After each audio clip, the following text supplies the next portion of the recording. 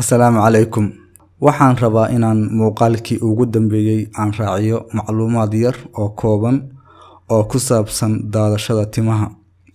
Ku soo dhawow channelka Cilmi Bahashe. Timaha qaybtooda hore iyo kuwa sare ee madaxa ayaa alaaba daata sababtoo ah waxay u nugul yihiin isbeddelka hormoonada oo ah qaybta war isgaarsiinta jirka ama telecommunication. Timaha ku yaala qaybta dambe iyo geesaha madaxa ayaa ah kuwa u dhaga adag isbeddelada hormoonka. Waxay awoodaan inay soo baxaan oo koraan haddii laga qaado booskooda ama lagu beero meel kale. Waana sababta tinta la beero laga soo qaado qaybta dambe ee madaxa. Timaha ayaa korriin sameeya 1 centimeter bishii. Celceliska timaha qofka weyn waa 100,000 oo xabo oo tin ah.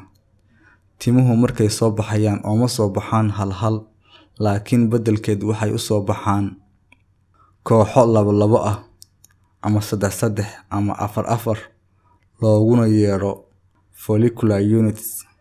Waxaa caadi ah in 50 ilaa 100 tin ay ka dhacdo maalintii. Tin walba waxay kortaa 3 ilaa 5 sano ka hor inta aysan soo dhicin.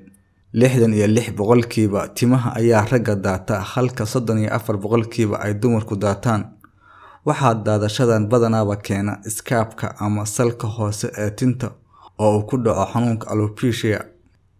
Ma jiro dhakhtar inta uu su'aalo ku weydiiyo ku dhahaya waxaa tinta ka daadinaya waa xanuunka alopecia. Waa in dhakhtar specialist ah uu ku baaraa si loo ogaado xanuunka.